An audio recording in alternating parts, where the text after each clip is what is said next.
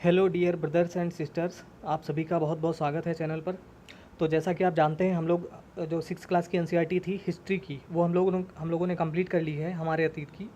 और अब हम जो है सिक्स क्लास की वो कंप्लीट हो चुकी है हमारे अतीत, तो अब सेवेंथ क्लास की हिस्ट्री पढ़ेंगे। और पैरेलल ही हम चाहते हैं कि जल्दी से आपका सिलेबस ख़त्म हो जाए, तो पैरेलल ही भूगोल भी स्टार्ट कर रहे हैं। तो आज से भूगोल की एनसीईआरटी भी स्टार्ट कर रहे हैं। सिक्स क्लास की एनसीईआरटी है ये, पृथ्वी हमारा आवास, जो कि सामाजिक विज्ञान के नाम से है। सामाजिक विज्ञान पृथ्वी हमारा आवास, कक्षा 6 के लिए भूगोल की पाठ्य पुस्तक। तो ये आपको दिखा दिया कि कौन सी बुक है ये। तो ज्योग्राफी बहुत ज़्यादा इंपॉर्टेंट है। 6 से लेकर 12 तक की अगर आपने सारी ज्योग्राफी की एनसीईआरटी कंप्लीट कर ली है, तो कहीं से भी क्वेश्चन पूछा जाए, आप वो एनसीईआरटी से ही, एनसीईआरटी में सब कवर करा दिया गया है। तो बहुत ध्यान से आप पढ़िएगा, और हम जितनी जल्दी आप पढ़ते रहेंगे, कंप्लीट करते रहेंगे, और वैसे वैसे हम इसे आप तक पहुंचाते रहेंगे। ऑल राइट, तो चलिए आज से शुरू करते हैं ये। तो स्टार्ट करने से पहले मैं आपको थोड़े से चैप्टर्स दिखा दूँ कि कौन क्या क्या चीज़ें हमको पढ़नी है। तो ये तो हो गई, ये बुक का नाम है पृथ्वी हमारा आवास, कक्षा 6 के लिए भूगोल की पाठ्य पुस्तक। अब हम देख लेते हैं कि हमें क्या क्या पढ़ना है। इसके चैप्टर्स आपको दिखा दूँ पहले, सबसे पहले इसमें जो कि ये है विषय सूची। तो इसमें जो है कुल टोटल जो है 8 चैप्टर हैं। पहला चैप्टर है सौर मंडल में पृथ्वी, इसके बारे में जानेंगे, पृथ्वी के बारे में। सौर मंडल में पृथ्वी, तो सौर मंडल के बारे में भी जानेंगे थोड़ा सा। और दूसरा है अक्षांश देशांतर, ये बहुत इंपॉर्टेंट है भूगोल समझने के लिए। अक्षांश देशांतर समझना बहुत बहुत ज़्यादा इंपॉर्टेंट है। फिर पृथ्वी की गतियाँ हैं, ये सारे चैप्टर बहुत इंपॉर्टेंट हैं। तो जो लोग 6 क्लास में पढ़ रहे हैं अभी हैं, जो बच्चे, वो तो मान लो चलो ठीक है, उनको तो पढ़ना ही है। लेकिन जो कॉम्पिटिटिव एग्ज़ाम्स के लिए पढ़ रहे हैं ना, उनसे एक रिक्वेस्ट है कि इसको आप 6 क्लास की एनसीईआरटी ना समझें, इसको ज्ञान की पुस्तक समझें। ज्ञान का भंडार है ये पुस्तक। मतलब ये ज्योग्राफी की जो सीरीज़ है ना, 6 से लेकर 12 तक की, तो इसमें बहुत कुछ सीखने को आपको मिलेगा। तो इसको आप इग्नोर ना करें, ये ना समझें कि तो 6 क्लास के बच्चों की किताब है। तो ओके, इसलिए मतलब इग्नोर ना करें आप, स्विच मतलब एकदम से स्किप ना करें इसको। इसके बाद मानचित्र है, फिर है पृथ्वी के प्रमुख परिमंडल, उसके बाद पृथ्वी के प्रमुख स्थल रूप, और फिर हमारा देश भारत, और भारत, जलवायु, वनस्पति तथा अन्य प्राणी। तो ये सब हम इसमें पढ़ने वाले हैं। बहुत जल्दी हम कंप्लीट कर लेंगे। तो चलिए आज पहला चैप्टर कंप्लीट करते हैं। तो ये है पहला चैप्टर, जिसका नाम है सौर मंडल में पृथ्वी। सौर मंडल यानी सूर्य, सौर मंडल, सौर का मतलब होता है सूर्य से संबंधित। ओके, तो इसमें हमें सब चीज़ें नहीं पढ़नी, जैसा कि हमने हिस्ट्री में किया था वही चीज़ें हम पढ़ेंगे जो एग्ज़ाम के लिए इम्पॉर्टेंट है। जैसे कि इसमें ऊपर लिखा गया है कि आसमान की तरफ देखना शाम को अच्छा लगता है, ये सब चीज़ें स्किप करते हुए आगे बढ़ते हैं। यहाँ पर एक प्रयोग, आओ कुछ करके सीखें, ये भी नहीं पढ़ना है। यहाँ पे एक प्रयोग दिया हुआ है, यहाँ से पढ़ते हैं कि पूर्ण चंद्रमा वाली रात पूर्णिमा होती है। तो यहाँ से पढ़ते हैं। ये चूँकि मैंने बहुत बार पढ़ी है ना ये सब चीज़ें, तो इसलिए मुझे याद है। तो जब पूरा चंद्रमा आप आसमान में देखते हैं, उसे उसे ही क्या कहते हैं, पूर्णिमा कहते हैं, ये आप जानते होंगे। और जब पूरी अंधेरी रात होती है, तब उसको क्या कहते हैं, अमावस्या कहते हैं। तो जब चंद्रमा की कलाएँ बढ़ती हैं, थोड़ा सा आपको बता दूँ, जैसे आप चाँद देखते हैं ना, द्विज का चाँद, द्विज का, उसके बाद थोड़ा सा चाँद और बढ़ता है और बढ़ता है और बढ़ता है, यानी जब चंद्रमा की कलाएँ बढ़ रही होती हैं तो उसको शुक्ल पक्ष बोलते हैं। हालांकि ये एनसीईआरटी में नहीं दिया गया, लेकिन आपको बता रहे हैं। तो ऐसे आधा चाँद हो जाता है, फिर और बढ़ता है, फिर एक दिन पूरा हो जाता है, यानी शुक्ल पक्ष में चाँद बढ़ता है। तो जब चाँद पूरा हो जाता है तब उसी को कहते हैं पूर्णिमा। ठीक है। अच्छा, पूर्णिमा के बाद क्या होता है, चाँद घटने लगता है, थोड़ा सा और कम होगा, ठीक है, फिर एकदम आधा रह जाएगा, फिर और कम हो जाएगा और कम हो जाएगा, फिर एकदम गायब हो जाएगा, यानी पूरी काली रात हो जाएगी, चाँद गायब हो जाएगा बिल्कुल। तो तब उसको क्या कहते हैं, अमावस्या। और इस पक्ष को क्या कहते हैं, कृष्ण पक्ष कहते हैं। ये आपकी जानकारी के लिए थोड़ा सा बता दिया आपको। ओके, तो यहाँ से है, हाँ, अमावस्या होती है। तो पूर्ण चंद्रमा वाली रात पूर्णिमा होती है। 15 दिन के बाद आप इसे नहीं देख सकते, क्योंकि यह नए चंद्रमा की रात या अमावस्या होती है। तो 15 दिन समय लगता है लगभग। ऐसी रात में अगर आसमान साफ़ है तो आप आसमान का अवलोकन अच्छी तरह से कर सकते हैं। ओके, अब यहाँ से आइए, सूर्य, चंद्रमा तथा वे सभी वस्तुएं जो रात के समय आसमान में चमकती हैं खगोलीय पिंड कहलाती हैं। तो परिभाषाएं आप थोड़ी सी लिख लें चाहें तो, या फिर याद कर लें यहाँ से ये इतनी नोट करने वाली यहाँ पे चीज़ है कि सूर्य, चंद्रमा तथा वे सभी वस्तुएं जो रात के समय आसमान में चमकती हैं खगोलीय पिंड कहलाती हैं। तो खगोलीय पिंड, क्या सूर्य खगोलीय पिंड है? हाँ, जो कुछ भी अंतरिक्ष में दिखता है वो सब, जो भी अंतरिक्ष में मौजूद है, वो जो पिंड मौजूद हैं वो सभी खगोलीय पिंड हैं, आप ऐसे समझिए। तो सूर्य, चंद्रमा या वे सभी तथा वे सभी वस्तुएं जो रात के समय आसमान में चमकती हैं खगोलीय पिंड कहलाती हैं। तो ये तो परिभाषा हो गई। कुछ खगोलीय पिंड बड़े आकार वाले तथा गर्म होते हैं, ये गैसों से बने होते हैं। इनके पास अपनी ऊष्मा तथा प्रकाश होता है जिसे वे बहुत बड़ी मात्रा में उत्सर्जित करते हैं। इन खगोलीय पिंडों को तारा कहते हैं। सूर्य भी एक तारा है। तो इनकी सबकी पहचान क्या है कि वो गैसों के बने होते हैं, उनके पास अपनी ऊष्मा और खुद का प्रकाश होता है। तो ये तारे की पहचान हो गई कि जिसके पास अपनी खुद की ऊष्मा और प्रकाश हो, गर्म हों, जो बड़े आकार के हों, तो क्या होंगे? वे तारा होंगे, जैसे कि सूर्य एक तारा है। रात के समय चमकते हुए अनगिनत तारे सूर्य के समान ही हैं, लेकिन हमसे बहुत अधिक दूर होने के कारण हम लोग उनकी ऊष्मा या प्रकाश को महसूस नहीं करते हैं तथा वे अत्यंत छोटे दिखाई पड़ते हैं। आपने अवश्य ध्यान दिया होगा कि कुछ दूरी से देखने पर सभी वस्तुएं छोटी दिखाई पड़ती हैं। अत्यधिक ऊंचाई पर उड़ रहा हवाई जहाज कितना छोटा दिखाई पड़ता है, तो ये इसलिए बताया गया है ताकि इतनी दूरी है कि सब चीज़ें छोटी दिखाई पड़ती हैं। रात्रि में आसमान की ओर देखते समय आप तारों के विभिन्न समूहों द्वारा बनाई गई विविध आकृतियों को देख सकते हैं। ये नक्षत्र मंडल कहलाते हैं। तो रात में जो आकृतियाँ बनी होती हैं ना, आसमान में दिखती हैं, उनको क्या कहते हैं? नक्षत्र मंडल। यानी बहुत सारे नक्षत्र जब एक साथ होते हैं तो उसी को नक्षत्र मंडल कहते हैं। अर्सा मेजर या बिग बियर इसी प्रकार का एक नक्षत्र मंडल है। तो अर्सा मेजर क्या है या बिग बियर क्या है? एक नक्षत्र मंडल है। बहुत आसानी से पहचान में आने वाला नक्षत्र मंडल है सप्तऋषि। सप्तऋषि यानी सात, सप्त का मतलब होता है सात और ऋषि मतलब संत। यह 7 तारों का समूह है जो कि नक्षत्र मंडल अर्सा मेजर का भाग है। यानी अर्सा मेजर एक बड़ा सा नक्षत्र मंडल है, उसी का एक भाग है सप्तऋषि। तो ये चीज़ याद रखनी है आपको। और इसमें 7 तारे हैं जो कि यहाँ पर दिखाया गया है। ये जो तारे हैं ना, ये जो तारे 7 दिख रहे हैं, यही सप्तऋषि हैं। ओके, यह 7 तारों का समूह है जो कि नक्षत्र मंडल अर्सा मेजर का भाग है, जो कि चित्र में यहाँ पे दिखाया गया है। अपने परिवार या पड़ोस में किसी बड़े व्यक्ति से कहिए कि वह आपको आसमान में और अधिक तारों को नक्षत्र मंडल को दिखाए। चलिए ठीक है। प्राचीन समय में लोग रात्रि में दिशा का निर्धारण तारों की सहायता से करते थे। उत्तरी तारा उत्तर दिशा को बताता है, इसे ध्रुव तारा भी कहते हैं। और ध्रुव तारा, इसे इंग्लिश में क्या कहते हैं? पोल स्टार भी कहते हैं। देखिए यहाँ पे मैं आपको बता दूँ, ये जो सप्तऋषि हैं, इसके ये 2 तारे जो है ना, ये जो 2 तारे दिख रहे हैं, इसी की सीध में अगर आप देखेंगे, ये है पूरब, यहाँ पे दिशा लिखी हुई है, इधर पश्चिम। क्योंकि ये बच्ची जो खड़ी है, ये अपना बायां हाथ पश्चिम की ओर करके खड़ी हुई है और उत्तर दिशा की ओर मुँह करके। तो ये ध्रुव तारा इन्हीं 2 तारों के सीध में पड़ता है। ये पहचान है ध्रुव तारे की, और सबसे उत्तर में ही दिखता है ये। ओके, और ध्रुव तारे की एक और विशेषता है कि ये उसी जगह पर रहता है हमेशा, इसकी स्थिति कभी बदलती नहीं है।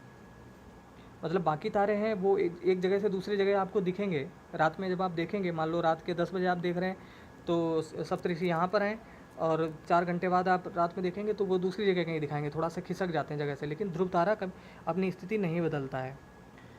ओके,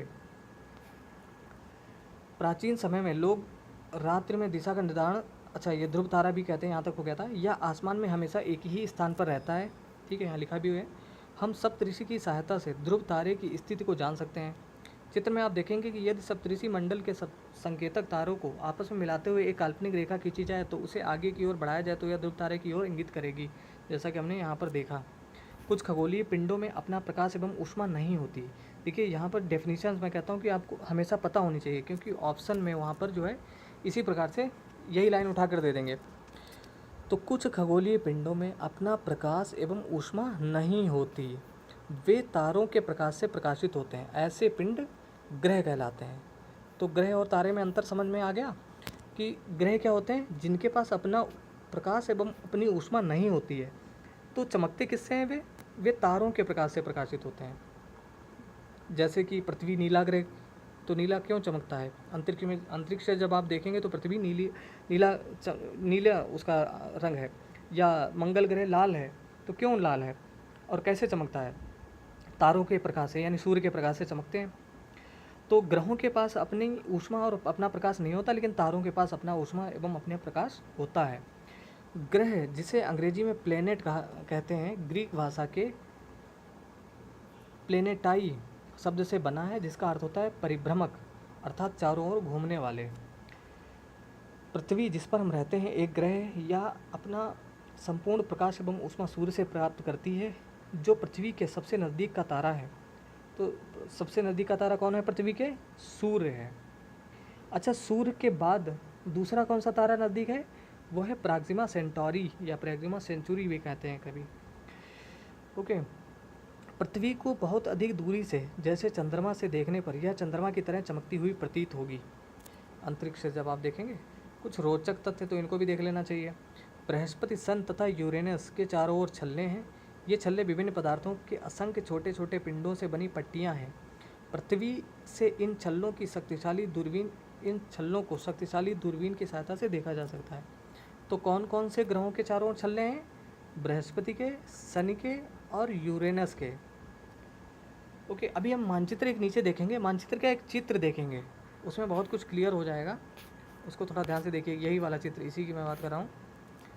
तो थोड़ा सा यहाँ पे अच्छी तरीके से आप देख लीजिए। हाँ, ये हमारा सूर्य, और क्रम से बता रहे हैं आपको।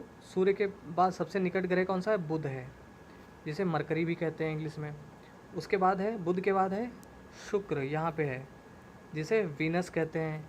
बुध शुक्र के बाद आता है पृथ्वी, आती है पृथ्वी हमारी, तीसरा ग्रह। तो पृथ्वी कौन सा क्रम से कौन सा ग्रह है? तीसरा ग्रह है। बुध शुक्र पृथ्वी के बाद मंगल, पृथ्वी यानी अर्थ, और मंगल है, मंगल को कहते हैं इंग्लिश में मार्स। तो इंग्लिश में भी आप नाम याद रखिए। और इसके बाद यहाँ पे क्षुद्र ग्रहों की पट्टी है, आप ये देख पा रहे हैं?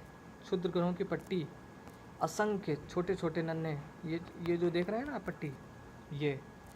और इसके बाद है बुध शुक्र पृथ्वी मंगल, उसके बाद है बृहस्पति, जुपिटर इसका नाम है इंग्लिश में।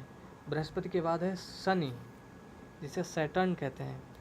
उसके बाद है यूरेनस, और हिंदी में इसको अरुण कहते हैं, अरुण। और उसके बाद है नेपच्यून, जिसे हिंदी में वरुण कहते हैं।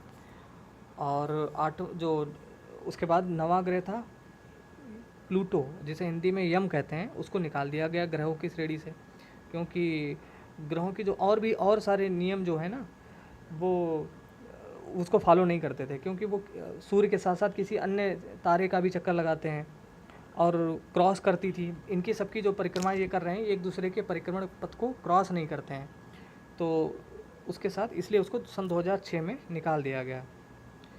ओके, यहाँ पे कुछ और दिया गया है एक चीज़, दूरी मिलियन किलोमीटर में। तो ये तो आपको पता ही होगा, लेकिन फिर भी जिनको नहीं पता आप याद रख लिए कि 1 मिलियन इक्वल टू होता है 10 लाख।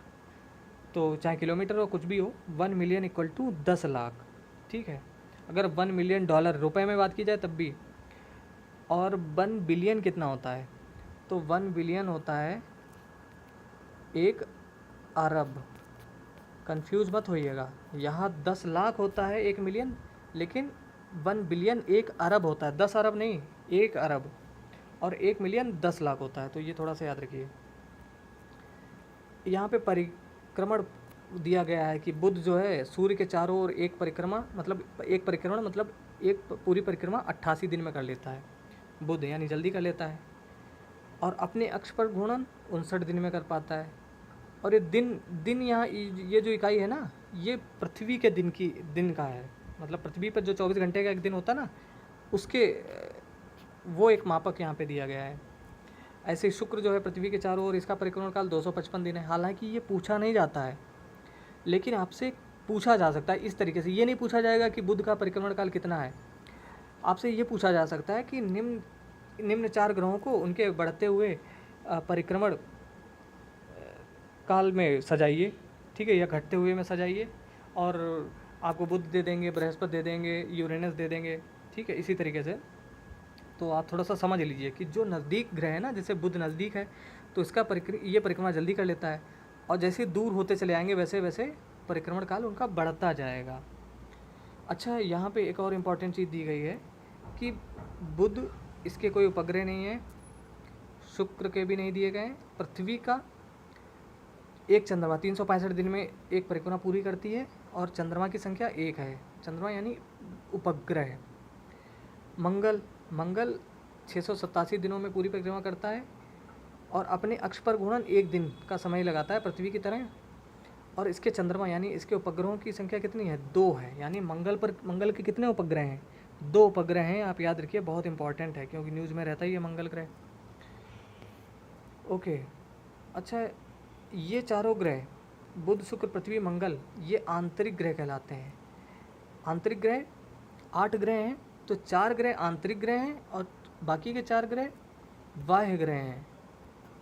ये यहाँ पे लिखा हुआ है बाह्य ग्रह, ये थोड़ा ध्यान से समझिए। ये बाह्य ग्रह हैं, तो 5, 6, 7, 8 ये बाह्य ग्रह हैं और बुध, शुक्र, पृथ्वी, मंगल यानी 1, 2, 3, 4 ये जो हैं आंतरिक ग्रह हैं। तो यहाँ से समझ लीजिए, ये जो क्षुद्र ग्रहों की पट्टी है ना, इसके पहले के 4 ग्रह यानी बुध, शुक्र, पृथ्वी, मंगल, ये सभी आंतरिक ग्रह कहलाते हैं और ये ठोस हैं। और बाकी ये द्रव या गैसों से बने हैं बाह्य ग्रह। ओके, जिनके बारे में हम अभी और थोड़ा सा पढ़ेंगे। तो आंतरिक ग्रह सूर्य के बहुत नज़दीक हैं, ये चट्टानों से बने हैं। तो बुध, शुक्र, पृथ्वी, मंगल चट्टानों से बने हैं और बाह्य ग्रह सूर्य से बहुत दूर हैं तथा बहुत बड़े आकार के हैं। ये गैस तथा तरल पदार्थों से बने हैं। ये बहुत इंपॉर्टेंट फैक्ट है यहाँ पर कि जो बृहस्पति, शनि और यूरेनस, नेपच्यून है ना, ये 4 ग्रह ये गैसों के और तरल पदार्थों से बने हैं, चट्टानों से नहीं बने हैं। चट्टानों से कौन कौन से बने हैं? बुध, शुक्र, पृथ्वी, मंगल। अच्छा, बृहस्पति सूर्य के चारों ओर परिक्रमा ये काफ़ी लंबे समय, चूँकि दूरी ज़्यादा है इसलिए जो है ये 11 साल 11 महीने लगभग 12 साल लगता है इसको परिक्रमा करने में। और इसके चंद्रमों की संख्या यहाँ पे 16 लिखी है, लेकिन चूँकि समय समय पर जो साइंटिस्ट होते हैं लगे रहते हैं ना रिसर्च करने में, तो उनको बहुत सारे चंद्रमा मिलते हैं। तो अब इनकी संख्या जो है इससे भी ज़्यादा है प्राप्त, मतलब उनको खोज लिया गया है। शनि के जो उपग्रह हैं उनकी संख्या भी 30 से अधिक लिखी हुई ना। अब 30 से अधिक कितनी है? उस शायद 60 के आसपास है। तो इसको तो गूगल करके आप देख सकते हैं। ओके, और यहाँ पर जो है यूरेनस और नेपच्यून, तो इनके सबके जो है जैसे जैसे दूरी बढ़ेगी, जैसे आप नेपच्यून चूँकि सबसे लास्ट में है, 8वां ग्रह है, तो इसका परिक्रमण काल 164 साल है, यानी बहुत साल। मतलब पृथ्वी तो 1 साल में कर लेती है, लेकिन ये 164 साल यानी बहुत लंबा समय लगता है। ओके, तो ये इम्पॉर्टेंट था यहाँ पर कुछ। आसमान में दिखने वाला चंद्रमा एक उपग्रह है। यह हमारी पृथ्वी का सहचर है तथा इसके चारों ओर चक्कर लगाता है। हमारी पृथ्वी के समान 7 अन्य ग्रह हैं जो सूर्य से प्रकाश एवं ऊष्मा प्राप्त करते हैं। उनमें से कुछ के पास अपने चंद्रमा भी हैं, यानी उनके उपग्रह। अच्छा, यहाँ क्या आप जानते हैं पौराणिक रोमन कहानियों में सोल सूर्य देवता को कहा जाता है। सौर शब्द का अर्थ है सूर्य से संबंधित, इसीलिए सूर्य के परिवार को सौर मंडल यानी सोलर सिस्टम कहा जाता है। सौर शब्द का उपयोग करते हुए और अधिक शब्दों को लिखें तो सौर ऊर्जा हो जाएगा। और क्या शब्द की उत्पत्ति, इसके बारे में जान लेते हैं फिर और पढ़ते हैं। ऐसे बहुत से शब्द जिनका उपयोग हम एक भाषा में करते हैं अक्सर वे दूसरी भाषाओं के लिए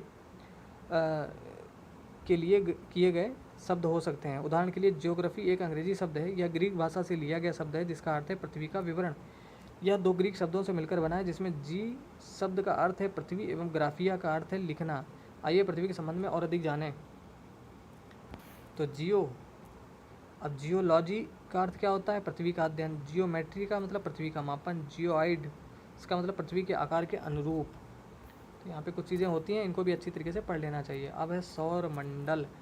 सूर्य, 8 ग्रह, उपग्रह एवं कुछ अन्य खगोलीय पिंड जैसे क्षुद्र ग्रह एवं उल्का पिंड मिलकर सौर मंडल का निर्माण करते हैं। तो यहाँ पे एक बहुत इंपॉर्टेंट चीज़ मिल गई कि केवल ग्रह उपग्रह मिलकर ही नहीं, मतलब सूर्य और ग्रह उपग्रह मिलकर ही नहीं, बल्कि सूर्य, 8 ग्रह और उनके उपग्रह तथा कुछ अन्य खगोलीय पिंड जैसे कि क्षुद्र ग्रह एवं उल्का पिंड, ये सब मिलकर सौर मंडल का निर्माण करते हैं। उसे हम सौर परिवार का नाम देते हैं जिसका मुखिया सूर्य है। तो अब एक एक करके समझते हैं सूर्य के बारे में। सबसे पहले सूर्य सौर मंडल के केंद्र में स्थित है और इसी के चारों ओर सारे ग्रह चक्कर लगाते हैं। यह बहुत बड़ा है एवं अत्यधिक गर्म गैसों से बना हुआ है। इसका खिंचाव बल इससे सौरमंडल को बांधे रखता है। सूर्य सौरमंडल के लिए प्रकाश एवं ऊष्मा का एकमात्र स्रोत है, लेकिन हम इसकी अत्यधिक तेज ऊष्मा को महसूस नहीं करते हैं, क्योंकि सबसे नज़दीक का तारा होने के बावजूद यह हमसे बहुत दूर है। तो हमारा सबसे नज़दीक का तारा कौन है? सूर्य ही तो है। तारे की बात कर रहे हैं। यह हमसे बहुत दूर है। सूर्य पृथ्वी से लगभग 15 करोड़ किलोमीटर दूर है, तो बहुत दूर है। अब है ग्रहों के बारे में। हमारे सौरमंडल में 8 ग्रह हैं।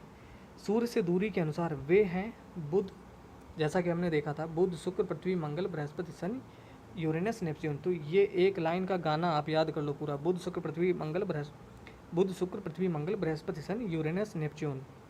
ठीक है, या फिर ऐसे याद कर लो कि जो आंतरिक ग्रह हैं 4, बुध, शुक्र, पृथ्वी, मंगल, और फिर बाह्य ग्रह हैं बृहस्पति, शनि, यूरेनस, नेपच्यून। तो ऐसे जल्दी याद हो जाएगा। और आंतरिक ग्रह क्या हैं? चट्टानों के बने हैं। बाह्य ग्रह हैं जो वो द्रव और गैसों से बने हैं। ओके, यहाँ पे कुछ दिया गया है। सूर्य से उनकी दूरी के अनुसार अंग्रेजी में ग्रहों के नाम याद रखने का आसान तरीका है, my very efficient mother just served us nuts. तो ये लाइन भी आप याद रख सकते हैं, इंग्लिश में है, अगर आपको आसान नहीं लगे तो। ये मरकरी, वीनस, अर्थ, ठीक है, मार्स, ऐसे जुपिटर, सैटर्न, यूरेनस, नेपच्यून, ऐसे करके याद कर सकते हैं इंग्लिश में भी। ओके, अब है सौरमंडल के सभी 8 ग्रह एक निश्चित पथ पर सूर्य का चक्कर लगाते हैं। ये रास्ते दीर्घ वृत्ताकार में फैले हुए हैं। तो चक्कर लगाने का उनका रास्ता कैसा है? दीर्घ वृत्ताकार है। तो वहाँ पर ऑप्शन में अगर पूछा जाएगा तो ऑप्शन में दे देंगे कि वृत्ताकार है, परवलय आकार है, या कैसा है, या दीर्घ वृत्ताकार है। तो ये कक्षा कहलाते हैं। तो ये जो पथ होता है इसको क्या कहते हैं? कक्षा कहते हैं। बुध सूर्य के सबसे नज़दीक है। अपनी कक्षा में सूर्य के चारों ओर एक चक्कर लगाने में इसे केवल 88 दिन लगते हैं। शुक्र को पृथ्वी का जुड़वां ग्रह माना जाता है। तो पृथ्वी का जुड़वां ग्रह किसे माना जाता है? शुक्र को, क्योंकि इसका आकार एवं आकृति लगभग पृथ्वी के ही समान है। तो यहाँ पर एक बहुत कन्फ्यूजिंग चीज़ आपकी क्लियर हो गई होगी कि पृथ्वी का जुड़वां ग्रह मंगल को नहीं कहा जाता है, शुक्र को कहा जाता है। ठीक है, अभी तक प्लूटो भी एक ग्रह माना जाता था, परंतु जो कि हमने आपको ऊपर बताया था अभी तक प्लूटो को भी ग्रह माना जाता था, परंतु अंतर्राष्ट्रीय खगोलीय संगठन ने अपनी बैठक अगर 2006 में यह निर्णय लिया कि कुछ समय पहले खोजे गए अन्य खगोलीय पिंड तथा प्लूटो बौने ग्रह कहे जा सकते हैं। मतलब इनको ग्रह की श्रेणी से निकाल दिया गया, लेकिन बौने ग्रह की श्रेणी में डाल दिया गया इसको। अब क्यों?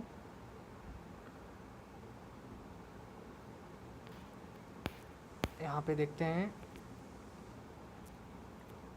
पृथ्वी।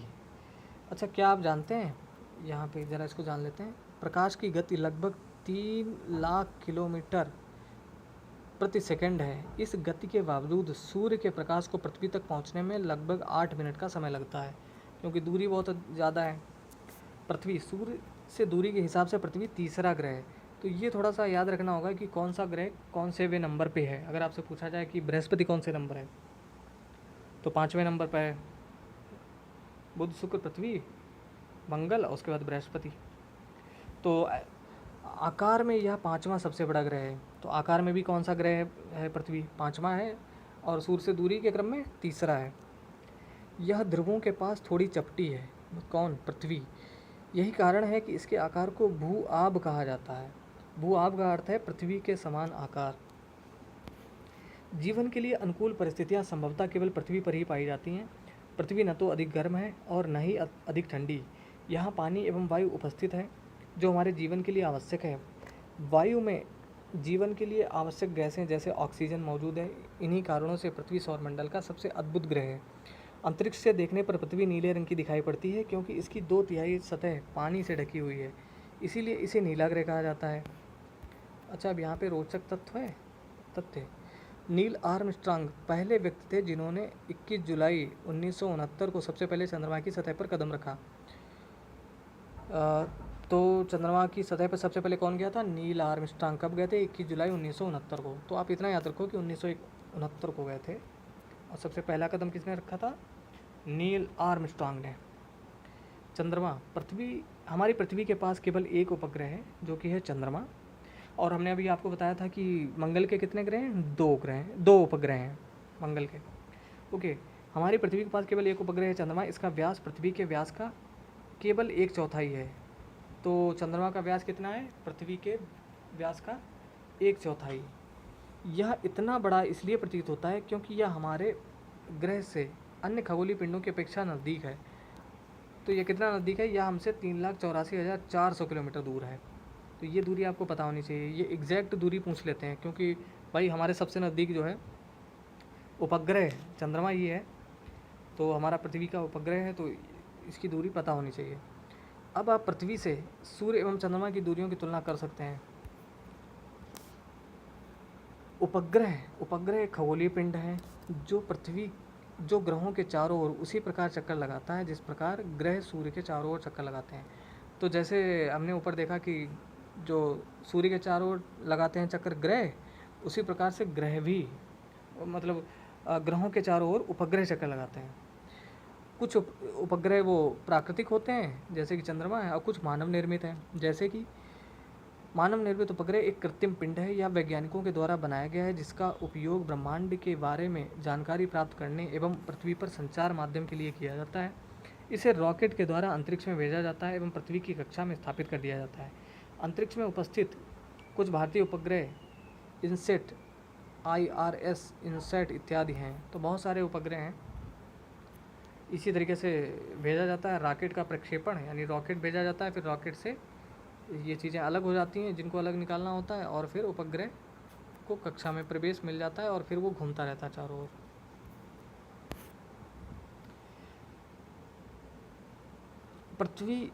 चंद्रमा पृथ्वी का एक चक्कर लगभग 27 दिन में पूरा करता है।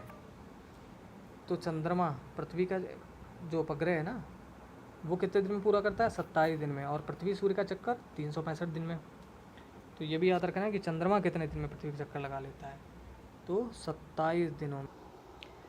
लगभग इतने ही समय में यह अपने अक्ष पर एक चक्कर भी पूरा करता है, यानी 27 दिनों में ये पृथ्वी का भी चक्कर लगाता है और 27 दिनों में अपने अक्ष पर भी घूमता है, अपना चक्कर भी लगाता है। इसके परिणाम स्वरूप पृथ्वी से हमें चंद्रमा का केवल एक ही भाग दिखाई पड़ता है। क्यों?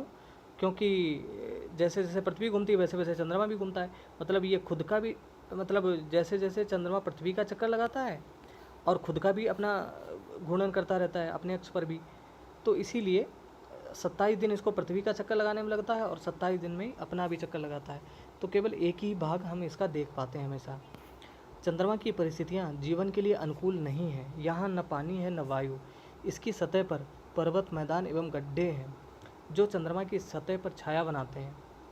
पूर्णिमा के दिन चंद्रमा पर इसकी छाया को देखा जा सकता है। ठीक है, अब बात करते हैं क्षुद्र ग्रह। क्षुद्र ग्रह क्या होते हैं? इस तरीके के होते हैं। यहाँ पे जैसे चित्र बना हुआ है, तारों, ग्रहों एवं उपग्रहों के अतिरिक्त असंख्य छोटे पिंड भी सूर्य के चारों ओर चक्कर लगाते हैं। इन पिंडों को क्षुद्र ग्रह कहते हैं। ये मंगल एवं बृहस्पति की कक्षाओं के बीच पाए जाते हैं, जैसा कि हमने ऊपर एक पट्टी में देखा था। बृहस्पति के वैज्ञानिकों के अनुसार क्षुद्र ग्रह के ही भाग होते हैं जो कि बहुत वर्ष पहले विस्फोट के बाद ग्रहों से टूटकर अलग हो गए थे। उल्कापिंड क्या होते हैं? सूर्य के चारों ओर चक्कर लगाने वाले पत्थरों के छोटे छोटे टुकड़ों को उल्कापिंड कहते हैं। तो ये सारी परिभाषाएं आप नोट कर लिया करो कि क्षुद्र ग्रह किन्हें कहते हैं, उल्कापिंड किन्हें कहते हैं। तो एक लाइन में देखिए पता चल गया कि सूर्य के चारों ओर चक्कर लगाने वाले पत्थरों के छोटे छोटे टुकड़ों को उल्कापिंड कहते हैं। कभी कभी ये उल्कापिंड पृथ्वी के इतने नज़दीक आ जाते हैं कि इनकी प्रवृत्ति पृथ्वी पर गिरने की होती है। इस प्रक्रिया के दौरान वायु के साथ घर्षण होने के कारण ये गर्म होकर जल जाते हैं। तो चूँकि काफ़ी ऊंचाई से गिर रहे होते हैं, तो जब पृथ्वी के वायुमंडल में ये प्रवेश करते हैं ना उल्कापिंड, तो पृथ्वी पर पहुंचने से पहले चूँकि माध्यम में प्रवेश उनको मिल जाता है, तो घर्षण इतना तेज होता है उस माध्यम के साथ, तो उससे चिंगारियाँ निकलती हैं और वो भस्म हो जाते हैं, जलकर राख हो जाते हैं, पृथ्वी पर गिर नहीं पाते हैं, तो गर्म होकर जल जाते हैं। फलस्वरूप चमकदार प्रकाश उत्पन्न होता है। कभी कभी कोई उल्का पूरी तरह जले बिना पृथ्वी पर गिरता है, जिससे धरातल पर गड्ढे बन जाते हैं। तो ये बहुत खतरनाक भी होता है। क्या आपने तारों वाले खुले आकाश में एक ओर से दूसरी ओर तक फैली चौड़ी सफ़ेद पट्टी की तरह एक चमकदार रास्ते को देखा है? यह लाखों तारों का समूह है। यह पट्टी आकाश गंगा यानी मिल्की वे है। हमारा सौरमंडल इस आकाश गंगा का एक भाग है। प्राचीन भारत में इसकी कल्पना आकाश में प्रकाश की एक बहती नदी से की गई थी। इस प्रकार इसका नाम आकाश गंगा पड़ा, क्योंकि गंगा एक नदी है हमारे देश में और प्राचीन समय पहले भी इसको जब अंतरिक्ष में देखा जाता था तो यही माना जाता था कि ये भी अंतरिक्ष में बहती हुई कोई नदी है, इसीलिए इसको आकाश की गंगा यानी आकाश गंगा नाम इसका रख दिया गया। आकाश गंगा करोड़ों तारों, बादलों तथा गैसों की एक प्रणाली है। इस प्रकार की लाखों आकाश गंगाएं मिलकर ब्रह्मांड का निर्माण करती हैं। ब्रह्मांड की विशालता की कल्पना करना अत्यधिक कठिन है। वैज्ञानिक अभी भी इसके बारे में अधिक से अधिक जानकारी एकत्र करने में जुटे हैं। इसके आकार के संबंध में हमें कोई जानकारी नहीं है, लेकिन फिर भी हम जानते हैं कि हम सभी इसी ब्रह्मांड का हिस्सा हैं। ओके, अब यहाँ पे है क्या ब्रह्मांड के साथ अपना संबंध बता सकते हैं? आप पृथ्वी पर हैं तथा पृथ्वी सौरमंडल का एक भाग है। हमारा सौरमंडल आकाशगंगा यानी मिल्की वे का एक भाग है जो कि ब्रह्मांड का हिस्सा है। ब्रह्मांड से जुड़े इस तथ्य पर विचार कीजिए कि इसमें लाखों आकाशगंगाएं मौजूद हैं। तो ये तो आप समझ गए होंगे। ये सारे यहाँ पे क्वेश्चन हैं जिनको आप बहुत आसानी से कर सकते हैं। अब किस ग्रह को पृथ्वी के जुड़वां ग्रह के नाम से जाना जाता है? तो शुक्र को। सूर्य से तीसरा सबसे नज़दीक ग्रह कौन सा है? हमारी पृथ्वी है। तो अब कोई भी क्वेश्चन इसे बनाया जाए तो आप कर सकते हैं। जैसे सभी ग्रह सूर्य के चारों ओर किस प्रकार के पथ पर चक्कर लगाते हैं? तो दीर्घवृत्ताकार, जो कि हमने देखा। ध्रुव तारे से किस दिशा का ज्ञान होता है? उत्तर दिशा का। क्षुद्र ग्रह किन कक्षाओं के बीच पाए जाते हैं? मंगल एवं बृहस्पति। इसके बाद खाली स्थान, ये सब आप कर लोगे, बहुत आसान है। तो दोस्तों ये चैप्टर कैसा रहा? अगर आपको समझ में आया तो आप प्लीज़ कमेंट में करके बताएं कैसा रहा। अगर आपका कोई क्वेश्चन है तो प्लीज़ आप कमेंट करें। अगर ये वीडियो अच्छा लगा हो तो आप इसको लाइक करते हैं, और चैनल पर नया आए हैं तो प्लीज़ सब्सक्राइब कर लें और बेल आइकन को प्रेस करें, ताकि जैसे ही हम कोई वीडियो अपलोड करें तो आपके पास नोटिफिकेशन मिल जाए आपको। और अगर आप हमारे टेलीग्राम चैनल पर जुड़ना चाहते हैं तो उसकी लिंक डिस्क्रिप्शन में मिल जाएगी आपको। तो दोस्तों ये वीडियो देखने के लिए बहुत बहुत धन्यवाद। मिलते हैं जल्दी अपने नए वीडियो में, तब तक के लिए जय हिंद।